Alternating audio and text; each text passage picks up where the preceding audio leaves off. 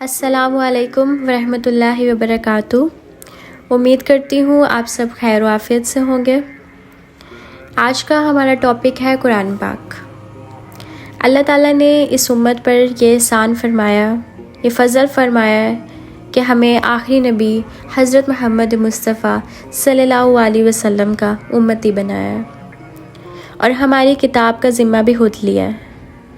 اللہ نے فرمایا کہ میں خود اس کی حفاظت کروں گا۔ جیسے میرے نبی صلی اللہ علیہ وسلم پر اترا ویسا کا ویسا ہی آج ہمارے میں موجود ہے۔ اس میں کوئی کسی قسم کی چینجز نہیں کر سکتا، بے شک وہ کوئی لفظ زیر زبر پیش ہی کیوں نہ ہو، کیونکہ اس کی حفاظت اللہ تعالیٰ نے اپنے ذمہ لی ہے۔ 1935 میں جرمنی بہت پاورفل ہو گیا تھا۔ وہاں کے پادریوں نے 70 بائبل کے نسخے اکٹھے کیے۔ بہت محنت کے بعد جب ان 70 نسخوں کو ملایا تو ان میں کوئی ایک نسخہ بھی دوسرے سے میچ نہیں کیا، یعنی کہ ایک کو پکڑا تو وہ دوسرے سے الگ تھا، دوسرا دیکھا تو پچھلے سے الگ تھا۔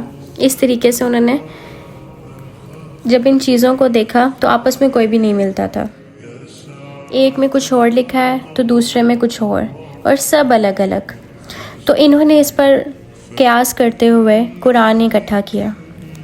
1935 میں ابھی پریس اتنا عام نہیں تھا تو ہاتھ کے لکھے ہوئے نسخے زیادہ تھے، تو 40,000 قرآن پاک کے نسخے اکٹھے کیے۔ اپنے تو 70 نسخے اکٹھے کیے، ہمارے قرآن پاک کے 40,000 نسخے اکٹھے کیے، اور سارے کے سارے نسخوں کو انہوں نے کئی سال کی محنت کے بعد جوڑ کر دیکھا۔ 40,000 نسخوں میں کوئی فرق نہیں تھا۔ سبحان اللہ۔ تو سوال آتا ہے کیوں؟ تو اس کا ایک ہی جواب ہے، کیونکہ اللہ نے اس کی حفاظت کا ذمہ لیا تھا۔ اور یہ جو تورات، زبور، انجیل، یہ کسی کو یاد نہیں ہوتی تھی، کوئی ان کا حافظ نہیں ہوتا تھا، اس لیے ان کی نماز میں تلاوت بھی نہیں تھی، صرف تسبیح تھی جتنی کوئی پڑھ سکے۔ لیکن ہمیں اللہ نے ایسی نعمت عطا فرمائی ہے کہ بوڑھا بھی یاد کر لیتا ہے، جوان بھی یاد کر لیتا ہے، اور بچے بھی حفظ کر لیتے ہیں۔ اور اگر کوئی اس کا مطلب جانتا ہو اور نماز میں قرآن پڑھ رہا ہو تو وہ ایک نئے ہی جہان میں ہوتا ہے، ایک الگ ہی دنیا میں گم ہو جاتا ہے۔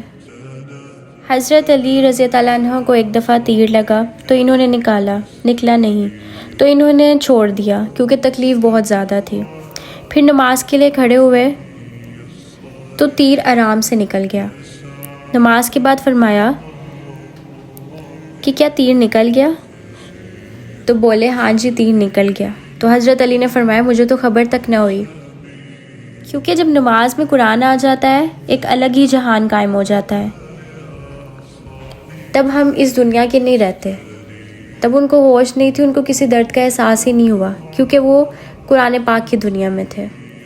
ہمارے جو اجمی بچے ہیں وہ عربوں سے پہلے یاد کر لیتے ہیں، کیونکہ عرب بچوں کو عربی آتی ہے تو وہ ہم معنی لفظ جب بھول جاتے ہیں اس کی جگہ کوئی اور لفظ لگا دیتے ہیں۔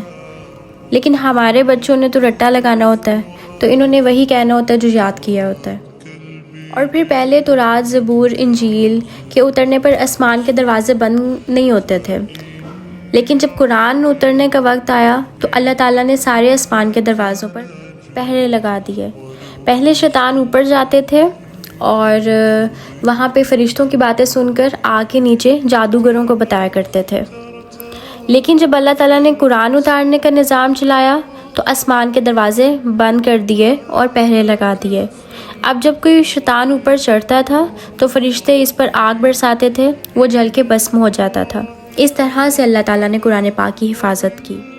میرے نبی صلی اللہ علیہ وسلم نے فرمایا جب رات اندھیری کی طرح فتنہ چھا جائے تو تم قرآن کو مضبوطی سے تھام لینا۔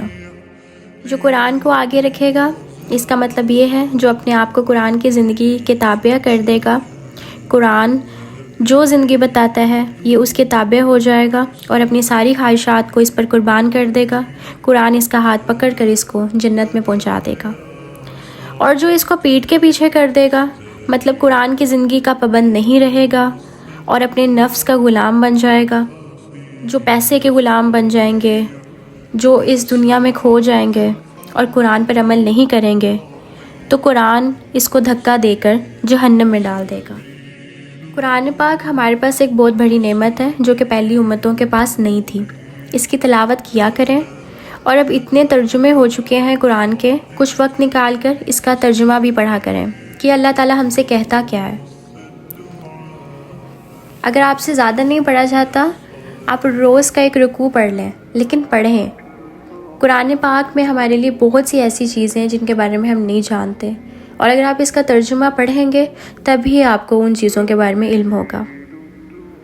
آپ کی آسانی کے لیے بتا دیتی ہوں، قرآن میں 89 بار اللہ تعالیٰ نے ہمیں مخاطب کیا ہے. یا ایھا الذین آمنو، اے ایمان والو، یعنی کہ اس ٹائم صرف اللہ تعالیٰ ہم سے بات کر رہا ہے اور کسی سے بات نہیں کر رہا.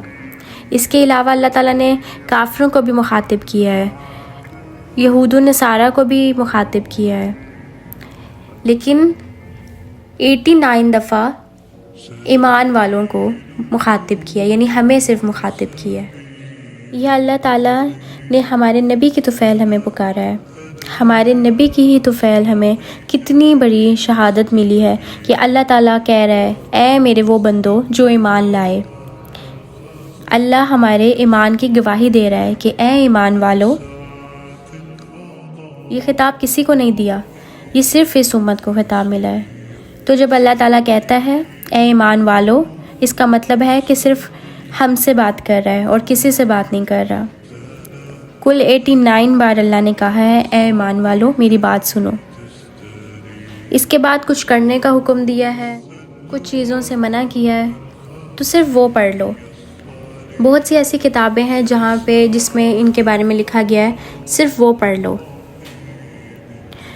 اللہ کتابیں ہیں ترجمے کے ساتھ، کسی بھی طریقے سے پڑھ لو، لیکن پڑھ لو تاکہ ہمارا دل قرآن پاک سے لگ جائے، کیونکہ یہ دنیا اور اس دنیا کی ہر چیز عارضی ہے. ہمارا مکمل ٹھکانہ اس کے بعد کا ہے. اللہ پاک ہم سب کو ایک اچھا مسلمان بننے کی توفیق دے اور ہم سب کو توفیق عمل عطا فرمائے. آمین ثم آمین یا رب العالمین. امید کرتی ہوں اس ویڈیو سے آپ کو کچھ نہ کچھ فائدہ ضرور ہوا ہوگا. اگر آپ کو ویڈیو اچھی لگے تو اس کو لائک کیجیے گا اور میرے چینل کو سبسکرائب کر لیجیے گا. جزاک اللہ.